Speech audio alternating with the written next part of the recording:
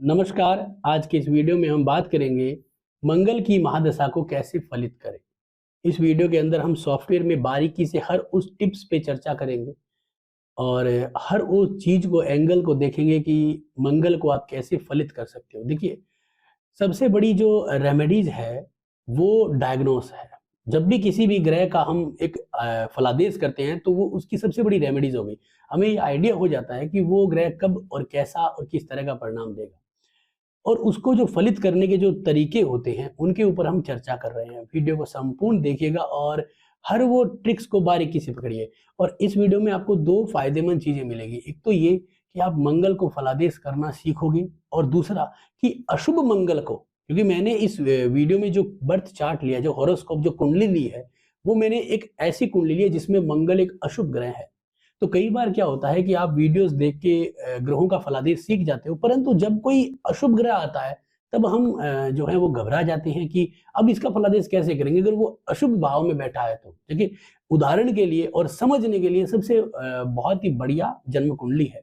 तो आपके सामने स्क्रीन पे एक जन्म कुंडली है और इस जन्म कुंडली के अंदर अगर हम देखेंगे तो हमारे को यहाँ पे अगर हम देख रहे हैं तो 2018 से नवंबर 2018 से मंगल की महादशा चल रही है जो नवंबर 2025 तक चलेगी।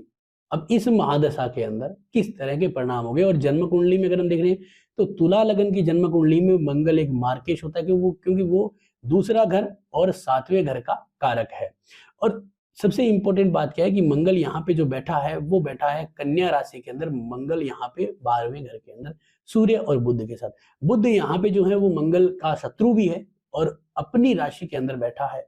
तो यहाँ पे एक थोड़ा-सा सपोर्ट भी मिल रहा है मंगल को, लेकिन मंगल और बुध आने से जातक के साथ कहीं न कहीं धोखा होने का भी योग बनता है। एक ये भी यहाँ पे बनता है और दूसरा कि सूर्य वहाँ पे है जो लाभ घर का मालिक 12वें घर में गया है, यानी कि थोड़ा-सा यहाँ पे तकलीफें भी बना रहा है। मंगल और सूर्य जो है वो यहाँ पे हम देखेंगे तो वो पराक्रम योग में है। अब इनके नक्षत्रों को और डिग्रियों को देखते हैं जिससे कि हमें बहुत ही ज़्यादा कैलकुलेशन समझ में आएगी। हम यहाँ पे एक देखेंगे कि मंगल कितने डिग्री का है। मंगल 7 डिग्री का है और यहाँ पे है वो उत्तर फाल्गुनी नक्षत्र। जो उत्तर फाल्गुनी नक्षत्र है ये सूर्य देवता का होता है और सूर्य इसके साथ ही बैठा है तो एक बहुत बढ़िया रिजल्ट देने वाला है, यानी कि जातक को एनर्जी दे रहा है और काफी अच्छा लाभ दे रहा है। अब वो 12वें घर में है, मार्केश है, वो अपनी दशा में अशुभ परिणाम देगा, जैसे कि बीमार करना, चोट लगाना, बीमारी पे खर्चे होना, ये सब भी परिणाम देता है। परंतु इसको हम धीरे धीरे जब एनालिसिस करेंगे तो बारीकी से उस चर्चा के ऊपर भी पहुंच जाएंगे। दूसरा क्या है कि जन्म कुंडली के अंदर मंगल के साथ 2 ग्रह और बैठे हैं। एक तो सूर्य है, एक बुध है। इनकी भी डिग्रियां देखनी बहुत जरूरी है क्योंकि जब 2 ग्रह या 3 ग्रह या 4 ग्रह एक साथ बैठे होते हैं तो उनमें ग्रह युद्ध भी होता है। कोई ग्रह किसी को अस्त भी कर देता है या फिर कोई ग्रह उसके साथ बैठने से एक युति का निर्माण करता है। तो आइए देख लेते हैं, जैसे कि मंगल यहाँ पे 7 डिग्री का है और सूर्य जो है वो 16 डिग्री का हस्ता नक्षत्र में है जो चंद्रमा का नक्षत्र है। और यहाँ पे बुध को देखते हैं तो 26 डिग्री चित्रा नक्षत्र में है जो मंगल का नक्षत्र है। इसका मतलब तीनों जो ग्रह हैं वो अलग अलग नक्षत्रों में बैठे हैं। अगर आपके पास मान लीजिए कि आप कोई भी बर्थ चार्ट देख रहे हो, अगर अकेला मंगल है तो फिर चिंता का विषय नहीं। अगर मंगल यहाँ पे जो है वो 2 या 3 ग्रहों के साथ है, जितने भी ग्रह हैं, अगर उसके डिग्री का एकदम करीब है, अंतराल है, तो आप उसको युति मानिए। और अगर वो डिग्री से एकदम विद इन डिग्री है, यानी कि एकदम बराबर की डिग्री है, तो आप क्या करेंगे कि इस सॉफ्टवेयर के माध्यम से यहाँ पे देखेंगे तो इनमें क्या ग्रह युद्ध हो रहा है। बहुत इंपॉर्टेंट होती है ग्रह युद्ध देखना। तो यहाँ पे अगर हम ग्रह युद्ध को देखेंगे तो यहाँ पे कुछ भी नहीं। अगर मान लीजिए कि ग्रह युद्ध होता तो एक ग्रह जीतता, विन वाली टेबल में वो होता और लूज वाली टेबल में। अगर मान लीजिए कि बुध और मंगल दोनों साथ में होते और विद इन डिग्री पे होते, दोनों 7-7 डिग्री के लगभग होते, तो क्या होता है, इन दोनों में ग्रह युद्ध होता और इस ग्रह युद्ध में अगर बुध जीत जाता तो भाग्य को मजबूत करता और अगर मंगल जीत जाता तो भाग्य को कमजोर करता। यानी कि आप इस तरह से जरूर समझेंगे। बहुत ही सिंपल सा मेथड है लेकिन आपको ये ट्रिक यूज करना है। अब इसके बाद जब हमने देखा कि तीनों ग्रह अलग अलग नक्षत्रों में, तो हमारे को कोई दिक्कत नहीं। लेकिन मंगल जो है वो सूर्य के नक्षत्र में जो जन्म कुंडली में यहीं पे बैठा है, तो मंगल यहाँ पे थोड़ा सा पिट चुका है। एक तरह से कहेंगे पिट चुके का मतलब क्या कहेंगे कि मंगल जिस पिलर पे खड़ा है वो पिलर खर्चों का है, रोग का है और कहीं ना कहीं आपके हॉस्पिटलाइजेशन जैसी तकलीफें और घर से दूरी, जीवन के अंदर हर चीज में रूखा व्यवहार हो, इस तरह का आंकलन देता है। यानी कि ये समझने वाला पॉइंट है क्योंकि सूर्य के नक्षत्र में, और सूर्य क्या है कि आपके 11वें घर का स्वामी। 11वां घर प्राप्ति जरूर है, लेकिन इसे अकेलापन भी कहा गया है। अब इसके अंदर जो सूर्य बैठा है, यानी सूर्य इसका मालिक, और मंगल का जो नक्षत्र बना है, यहाँ पे एक थोड़ा सा माइनस पॉइंट यहाँ पे बनता है। और बुध के साथ आने हैं थोड़ा सा इसका गड़बड़, कि बुध की राशि, अब बुध की जो ये कन्या राशि होती है, ये एक तरह से देखा जाए तो जीव राशि है और शीर्षोदय राशि है। शीर्षोदय का मतलब राशियां तीन भागों में उदय होती है। पहला शीर्षोदय, दूसरा उभयोदय, और अंतिम होता है पृष्ठोदय। तो ये जो कन्या राशि है, ये शीर्षोदय राशि, यानी शीर्ष में आते ही उदय होगी। इसमें जो ग्रह बैठा है उसकी दशा चलेगी तो आते ही वो रिजल्ट देना शुरू, यानी अगर 7 साल की दशा है तो आने के 3 साल में वो रिजल्ट, 2.5-3 साल में रिजल्ट देना शुरू कर देगा। और ये जो है वो जीव राशि है। इसका मतलब क्या है कि जीव का मतलब हम 3 तरह की चीजें होती है, जैसे रजस, सतह और तमस, उसी प्रकार धातु, मूल और जीव। अगर आप वास्तु के आगे कॉन्सेप्ट में जाते हो तो आपको ये चीजें जरूर पता चलेगी। आप हमारे चैनल से जुड़े हुए रहिए। मैं कोशिश यही करता हूँ कि आने वाले चीजों को जो है वो निकालता रहूंगा, इस तरह से जो नॉलेज है उन चीजों को। तो यहाँ पे क्या है कि जीव है, इसका मतलब कोई ना कोई जीव परेशान होगा अगर ये मार्केश है। ऐसे अगर मान लीजिए धातु पे होता तो हड्डियों की तकलीफ, या फिर धातु रोग जैसी तकलीफें, या फिर घर में कोई नुकसान हो गया जिसमें धातु, गाड़ी गोड़ी, ऐसे कुछ चीजों का नुकसान होता है। मूल जो है जैसे खेती, अनाज, ऐसी चीजों, तो इस तरह से अगर हम देख रहे हैं तो यहाँ पे जीव है तो हमें तकलीफें होगी। तो आप एक पॉइंट ये ले लीजिए। अब इसके बाद जो सबसे इंपॉर्टेंट क्या है कि अगर जातक की उम्र मैरिटल लाइफ जैसी है, यानी कि जैसे कि मान लीजिए कि 25 वर्ष से लेके और 40 वर्ष तक की है, तो उसके लिए वैवाहिक जीवन में आपको जो है वो नवमास भी देखना जरूरी है। नवमास कुंडली, अब नवमास कुंडली में जाएंगे तो कन्या राशि के अंदर बैठा है और नवमांश में जाके मीन राशि में बैठ गया, और इसका जो नवमांश पति है जो बना है, और नवमांश कुंडली में ये चंद्रमा के साथ बैठा, चंद्रमा जन्म कुंडली का 10 में से, तो एक बहुत बढ़िया है। और मीन राशि में गया है, मीन राशि में जाते ये पुष्कर नवमांश में चला गया, यानी कि एक राजयोग होता है पुष्कर नवमांश, तो पुष्कर नवमांश में जाने से इसे लाभ मिला है। अब एक चीज क्या हो रहा है कि यहाँ पे जो इसका जो राशि स्वामी है आपका गुरु, यानी कि जो आपका नवमांश का जो नवमांश पति है, वो यहाँ पे क्या कर रहा है कि आपके धनु राशि के अंदर तीसरे घर में पराक्रम भाव में है। गुरु 7 डिग्री का है, राहु 28 डिग्री का, तो यहाँ पे भी गुरु चंडाल दोष नहीं बन रहा है। अब यहाँ पे क्या हो रहा है कि जो गुरु है जन्म कुंडली के अंदर, वो जन्म कुंडली का एक अशुभ ग्रह है, तो इसका मतलब है मंगल का जो नवमांश पति है वो खराब है। इसका मतलब मैरिटल लाइफ में भी तनाव दिक्कतें देगा। अब हम इस तरह से मैरिटल लाइफ के चीजों को भी पकड़ सकते हैं। और पुष्कर नवमांश एक राजयोग होता है, लेकिन दोनों ही जगह अगर द्विस्वभावी ग्रह में होता है तो इसका मतलब 2 marriage, delay marriage, late marriage भी करवा देता है। देर से आएगा दुरुस्त आएगा, ऐसा योग भी बन जाता है। तो इस तरह की भी चीजें, क्योंकि दोनों ही जगह अगर डुरेनल में है तो ये प्रॉब्लम जरूर क्रिएट होती है। द्विस्वभावीय ग्रह के साथ है, देखिए यहाँ पे मंगल द्विस्वभावीय ग्रह बुध के साथ है, यानी 2 राशियों का मालिक है। मंगल जिसका नवमांश पति है, या मंगल जी का नवमांश पति गुरु है, वो द्विस्वभावी राशि में बैठा है और द्विस्वभावी ग्रह के साथ है। तो ऐसे व्यक्ति को इस तरह की दिक्कतें भी रहती है। अब इसके बाद जो मेन जो हमारा टारगेट है कि अब मंगल एक मार्केश है और अपनी दशा में क्या परिणाम और तरह से देख सकता है, तो हम एक चीज और देखेंगे कि मंगल जो है वो जन्म कुंडली में कौन सी तारा पे बैठा है, यानी कि मंगल उत्तर फाल्गुनी नक्षत्र सूर्य की तारा पे बैठा है। और अगर हम यहाँ पे देखते हैं तो ये जो सूर्य की तारा है वो जन्म कुंडली में क्या है, यहाँ पे देखते हैं सूर्य 6 तारा में है, तो कोई दिक्कत नहीं है, क्योंकि कोई ग्रह अगर 6 तारा में आएगा तो हमें उस तरह के अच्छे या बुरे परिणाम मिलेगा। यानी कि सूर्य अगर मंगल अगर मान लीजिए कि आपका प्रत्येक तारा में होता, निधन तारा में होता, और आपका जो है इस तरह की अशुभ ताराओं में होता, 3, 7, 3, 5 और 7 ये जो ताराएं होती है, तो उनमें होता तो काफी अड़चने देता। अब एक चीज हमने यहाँ पे ये देख ली है। दूसरा सबसे इंपॉर्टेंट क्या होता है कि जन्म कुंडली के अंदर मंगल जहां पे बैठा है और मंगल के जो भाव है उनमें भाव बल क्या है।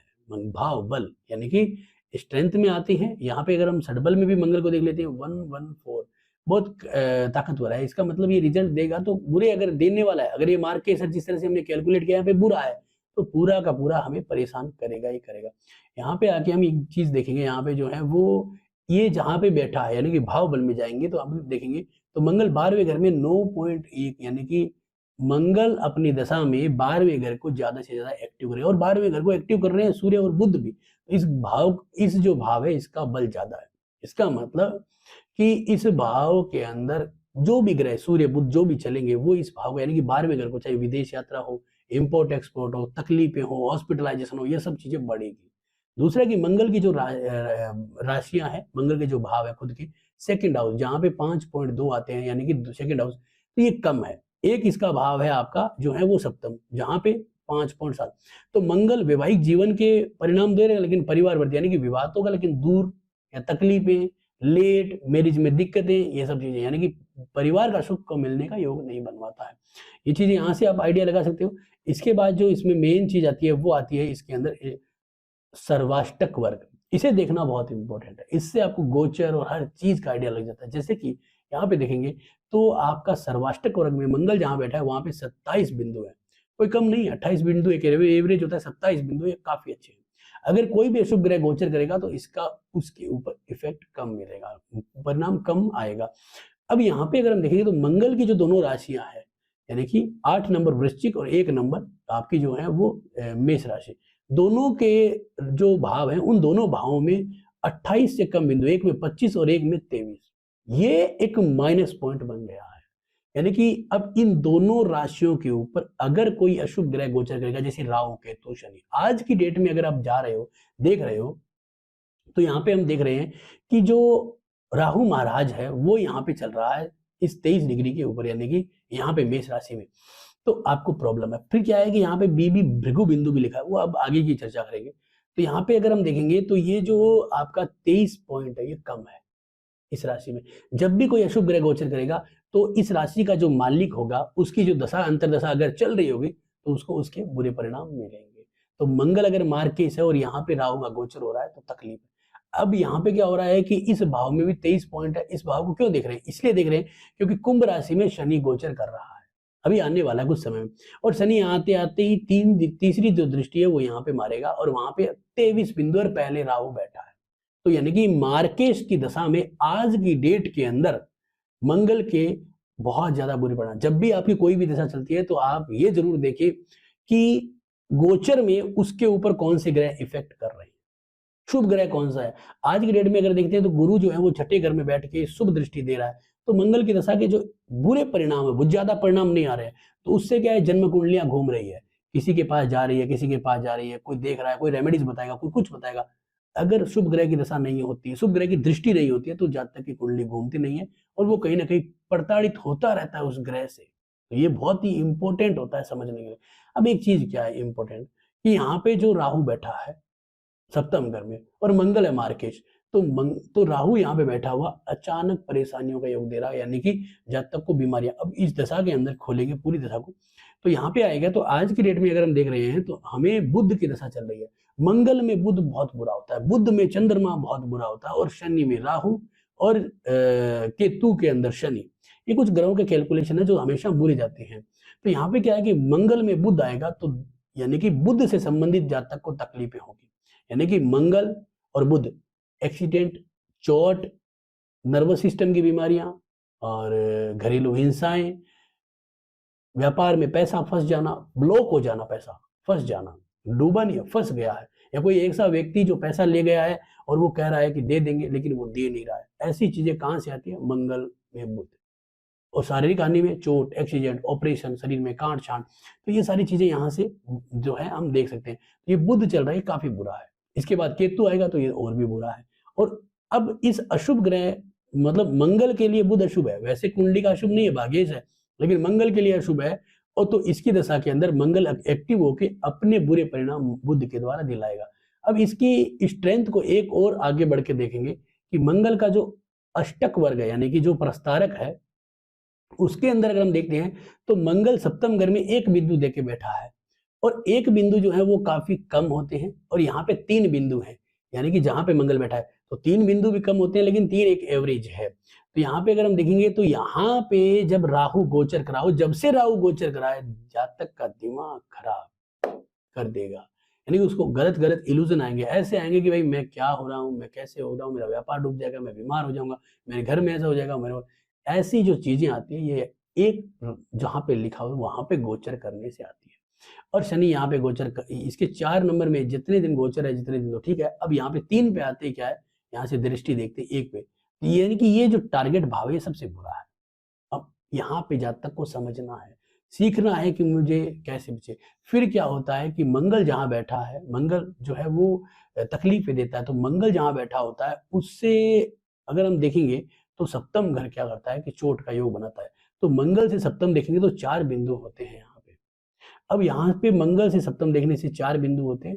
यहाँ पे राइट क्लिक करके इसका शून्य पिंड निकालेंगे मंगल का। मंगल का शून्य पिंड है 88।